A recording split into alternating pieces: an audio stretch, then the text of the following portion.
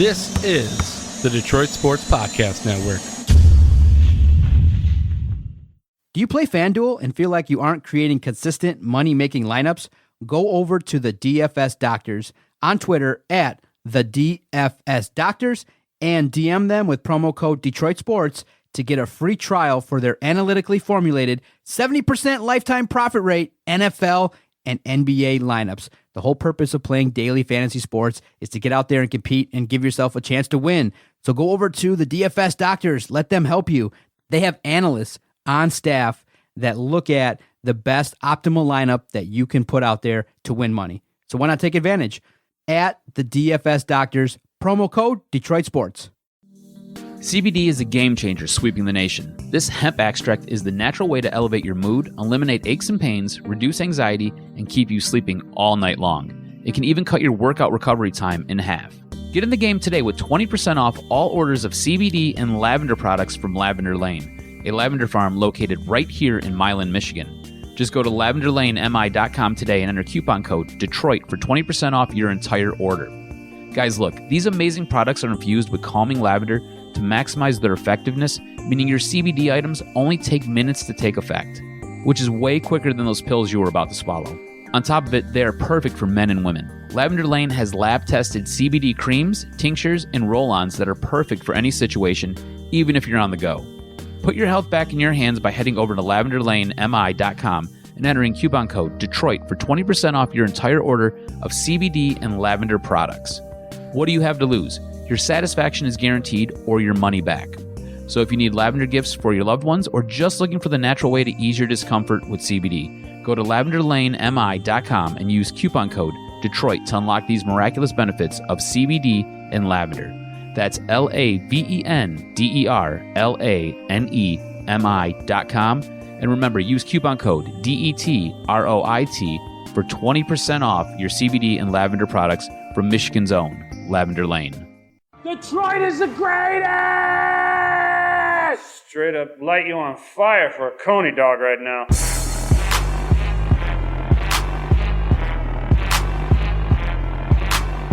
Darren McCarty comes back with Neiman in front of him. McCarty draws. McCarty in. McCarty scores! A magnificent goal! Darren McCarty!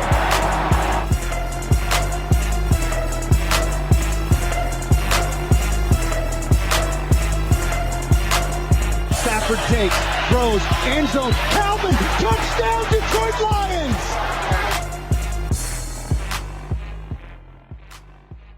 Welcome in, everybody, to the latest edition of the Motor City Sports Rant podcast. I am the Doc, John Macaroon. Joining me, Jason Jarvie. Jason, I know that this week has definitely been a unique one, obviously with the tragic news of the death of Kobe Bryant. A lot of people are definitely reflecting on the life of Kobe Bryant, the mentality that he brought to the court, his life, and really reflecting on, the man that, grew up in front of our eyes. In terms of your situation and how you received the news, what was it like for you to hear the news about Kobe Bryant? When I first started seeing it, it was just, first I didn't believe it because, the night before, LeBron passes him on the all-time scoring list. And I see something on Twitter. I'm like, what is this? And there wasn't any, I couldn't find a story to really lock it down. And I'm just like, maybe people are confusing this. And so many people were saying that, Kobe passed, that, he just got passed by LeBron. This isn't real.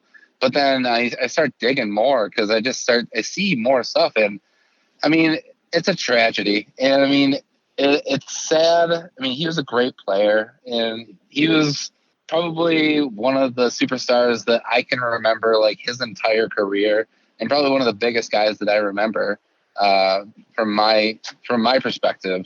But even more so, what really hit me, and it didn't really hit me until later that night, was it really hit me as a father.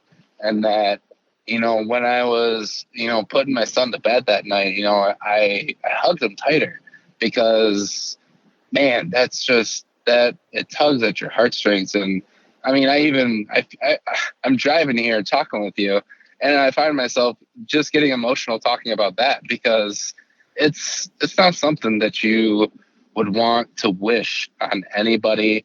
And to think that of what his kids and what his wife has to go through now, it really hurts. It hurts your soul. No doubt about it. I think that's the consensus, and I took it all in, probably to my own detriment. I watched all the coverage. I watched all the tributes, the videos. You know, the one that hit home, I think, to a lot of people was the video of Kobe sitting courtside with his daughter, kind of going over the game, knowing that his daughter wanted to follow in his footsteps and likely was going to have a very great career in college and maybe go on to the WNBA and carry on the mentality. And it just really stinks to know that he put his whole life into basketball, worked really hard, and then the time comes to enjoy the fruits of your labor and you don't get that opportunity. I think that's what really stinks, but it's just a really, really tragic situation all the way around. And, you know, did you take in all the coverage on Sunday? Did you pay attention to any of that, or did any tribute really hit home to you? You know, I tried to, I watched some of it, but it got to a point where, I mean, they were kind of going over, they were kind of doing just the same stuff. And you can watch so much of that before it just, you know, you kind of need to move on. And, you know, with a kid, it's not like I can sit there for hours on end watching this. And I mean, it was a lot of the same stuff, and it's not bad, but it's for people remembering him and telling him about all of his achievements. And I mean, yeah, he was a great basketball player, but I think what's more important is who he was as a person. And, you know, yeah, it's tragic that he doesn't get to enjoy the fruits of his labor. But I mean, if there's anything that I can take away from what I've learned is that I don't think he wasted any of it. You know, he gave everything, you know, just like he did out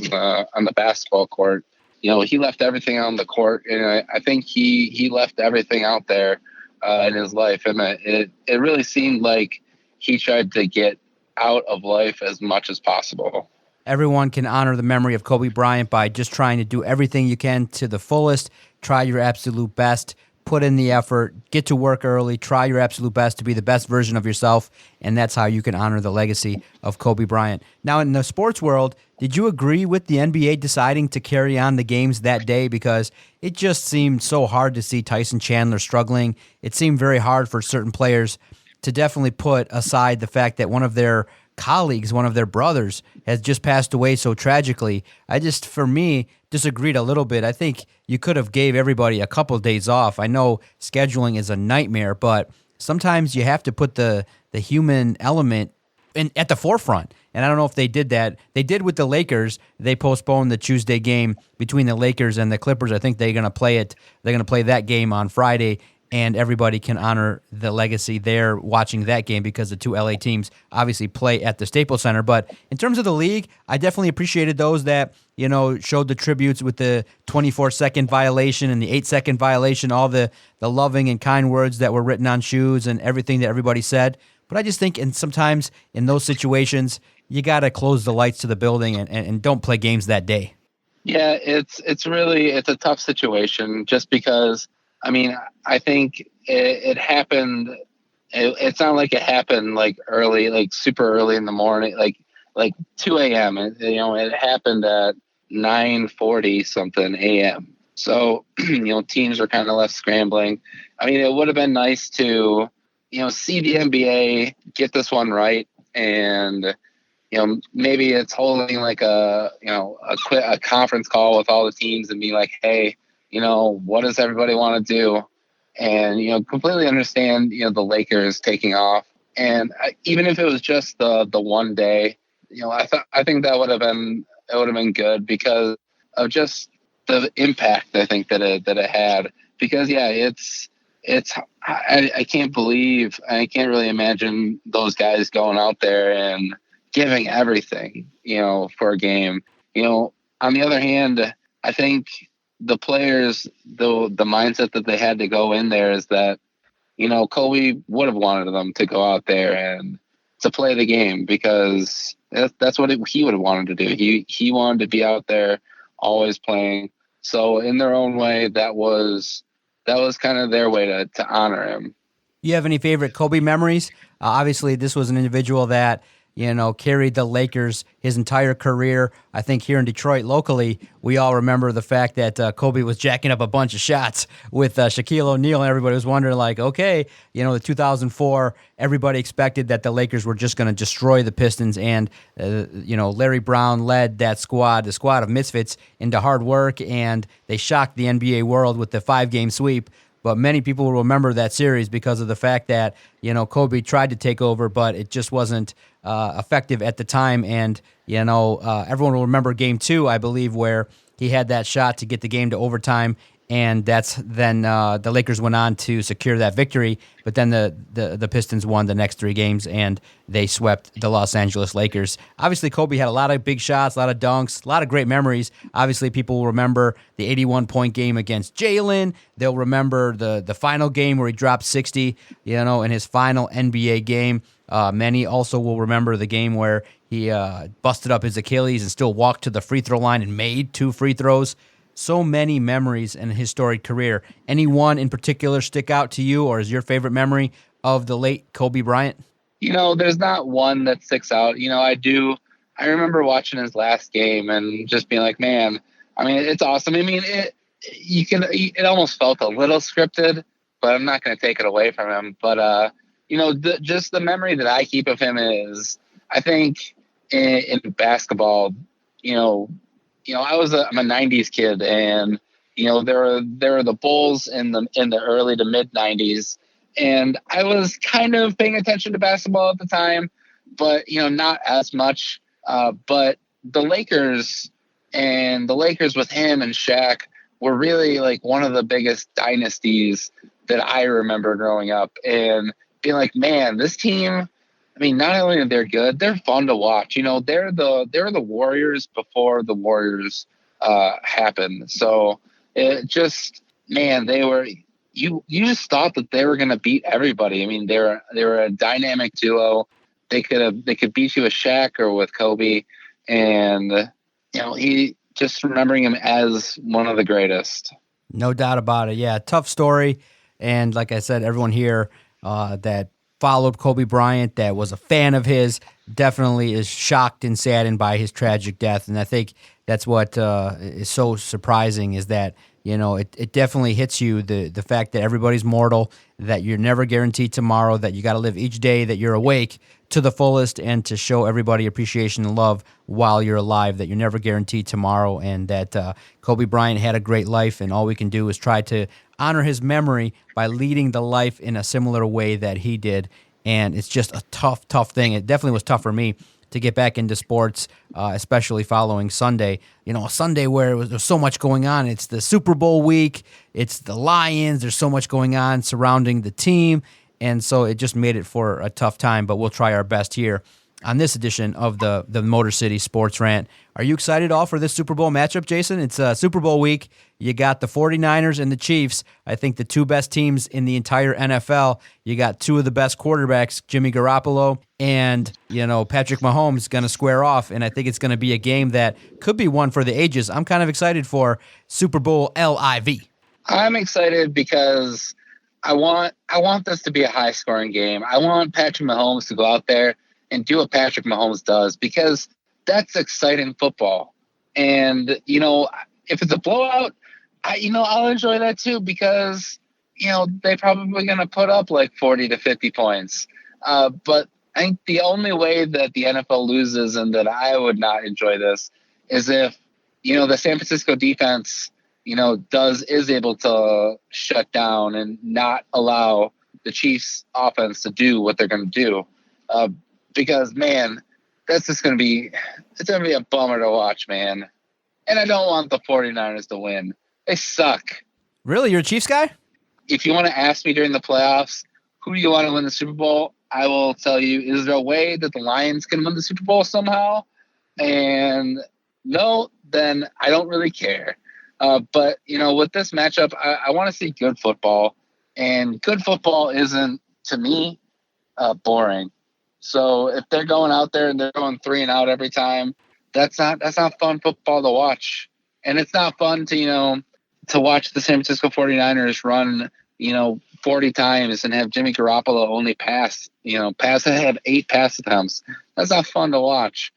So I really hope this, it goes back and forth, and it's an exciting game, because otherwise it was a failure, man. Because I think you could have had some great matchups, and it didn't shake out in the playoff matchups. Drama, intrigue, some interest, some back and forth, some late game heroics, maybe a big comeback like we saw a couple years ago when the Patriots came back against the Falcons, or a game that, last year's game was kind of a dud, right? Where you had the upstart Rams, and it was definitely a grind of a game. I can understand that, where everyone's just like, when's the scoring going to start? And the game didn't even get into the 20s. I think it was a final score of 13-3. And it was a disastrous game. So we all want a little bit of more of an excitement, more of a game where it's back and forth. And I think you're going to get that. I would be shocked if you get a defensive game this go around. Me personally, when you look at the matchups, it just appears that the Niners have just a slight edge across the board with the great running game, Jimmy Garoppolo. And I just feel like the coaching staff, while definitely Andy Reid deserves a lot of credit and is a definitely Hall of Fame head coach, I just think that Kyle Shanahan and what he's put together there has slightly the edge in terms of coaching and the talent on the field. So I think it's going to be a 7-point game. I think personally it's going to be the 49ers, probably in the neighborhood of like 35-28. I don't know. I have a hard time really counting the Chiefs out of any game. Even if they do get down, I think they're the team that can come back, because they're built on big play offense. And, if they're down, 2 touchdowns at the half, Patrick Mahomes, Tyreek Hill, Sammy Watkins, Travis Kelce, those guys can go out there and they can quickly turn a deficit into a big lead, as we've seen in this playoff already. So, you say that the San Francisco has the edge. I tend to lean on the fence that I think Kansas City has too many weapons. And I was reading some articles today about the matchup, and I think the biggest matchup is that, or the biggest thing is going to be how the San Francisco 49ers defense handles the Chiefs passing attack. And because they sit in cover 3 for the majority of the time, and if they're going to just do that the entire game, I think Patrick Mahomes is going to go out there and he's going to shred the San Francisco defense, especially if they're not able to get to him. Because, with Richard Sherman on one side, if he's not going to move around and, take away their best receiver, which that's not the type of cornerback he is, then they're just going to go it's not like you have Tyreek Hill on Richard Sherman. He completely takes him away, that the offense just shuts down. They're just going to line up Travis Kelce on the other side, and you hope that the other cornerback or safety can cover him. And if they are taking away Travis Kelce, then we've seen that they have other options in Sammy Watkins and Demarcus Robinson. So, I think it's really going to be about if San Francisco can put pressure on Patrick Mahomes, if they get to him and are making him a little bit, dicey back in the pocket, then that's when the San Francisco 49ers get the edge. All right, you willing to put your money where your mouth is? $5 coffee bet? Get me some Starbucks?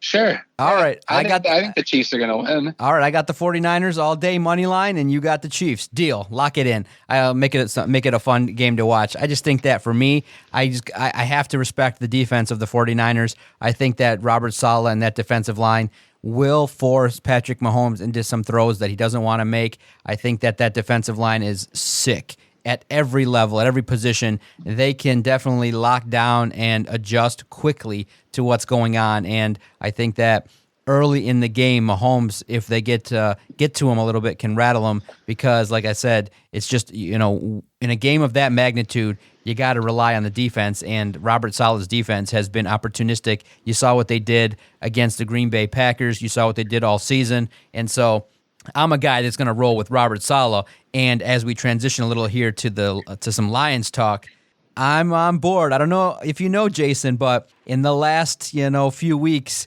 as you get to know the teams that are advancing and you see what's going on in their coaching and what he's all about, Saleh didn't get the Browns job. He did interview, but Robert Saleh is from Michigan, from Dearborn, and he is of Arabic descent. So if he is going to have success, he's already won a Super Bowl as an assistant with the Seattle Seahawks, and now he's the first Middle Eastern defensive coordinator. If he becomes the first Arabic head coach of the Detroit Lions, that just puts me in a great position to really honor and respect our heritage and things like that. And I'm definitely a fan of an aggressive defense, one in which this guy faced adversity in 2018 when everybody wanted him fired, when the team won a couple of games, but they stood by him, and look what he did with some talent. So I'm all aboard the Robert Saleh train. I hope he comes to Detroit. I hope that if Patricia doesn't work out, that they turn to him, bring him home, because obviously he's also got ties. He started out, Jason, with Michigan State. He was on a staff, and he definitely has ties to Michigan, and he's worked his way up. So it would be a great hometown story if that is indeed the case. But I want to ask you this to tie it into the Super Bowl. I don't know if you've heard it, but I'm dying just reading national publications, local publications, the fan blogs that are just spewing this awful narrative that the Lions in 2020 can turn it around that fast with one off season, 6 months, and become the next San Francisco 49ers. It's spreading, and I'm like, what the hell are you guys doing? What kind of narrative are you guys spewing out there? And I put on Twitter, man, this kind of talk and shocking nature of your predictions on the positive side is crazy. So I said on our Twitter page at Detroit Podcast, realistically, the Lions are closer to the Jaguars than they are the 49ers. And I just can't buy into that to any degree, but it's spreading. You know, you turn on the radio and different people are saying it. You have, Jim Nagy from the Senior Bowl saying it. You got national publications starting to talk about it. ESPN's talking about it. Well, I'll say this. John Macaroon of SI Lions Maven has no belief that the Lions are going to go from last to first that quickly. Have you heard this nonsense?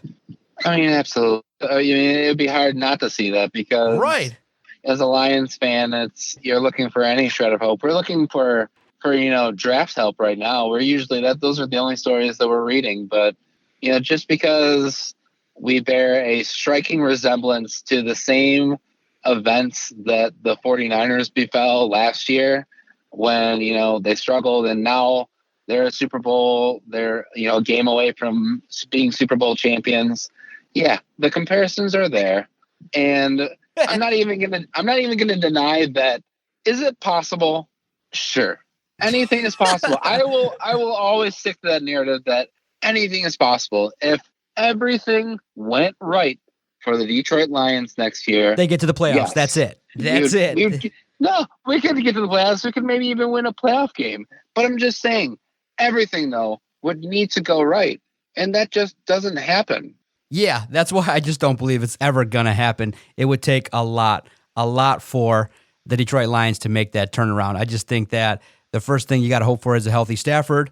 Then you got to just hope for the fact that the coaching turns around and the roster turnover 30% every year, Jason. It just makes it so tough to really have that hope that there's going to be this huge turnaround. What do you think is a realistic goal in your mind? I did an article on SI.com, Lions Maven, and I talked about 3 goals being realistically 7 wins, improve the offense to get it into a top 10, and increase the aggressiveness on defense. I mean, I feel like it's small. That's thinking very small, and that's thinking that this team doesn't really have the talent. Which I do think that they still have talent on there. If Stafford, if he stays healthy, he's an above average quarterback. As we've seen when they're healthy, Kenny Golladay and Marvin Jones are really good wide receivers. If Kerryon Johnson and Bo Scarborough are a pretty decent tandem running back situation, that helps out too. So with what we're going to get in the draft this year, I mean, really just the realistic goal for me, it's going to be just make the playoffs, man. I do think it's possible. I don't think it's that hard. Take care of your own at home and maybe win a couple games that you're not supposed to. And I think you can make the playoffs. Okay. I appreciate your time on this edition. Thank you so much. Follow Jason on Twitter at Jarvie the King. Follow the network at Detroit Podcast. Thanks again for everybody tuning in to the latest edition of the Motor City Sports Rant. Thanks, Jason. Later.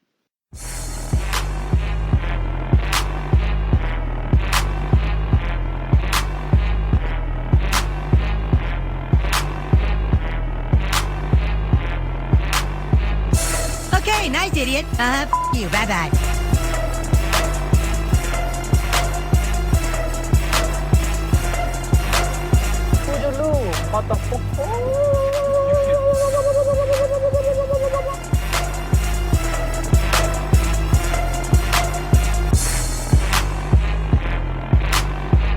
Good day, sir. I said good day.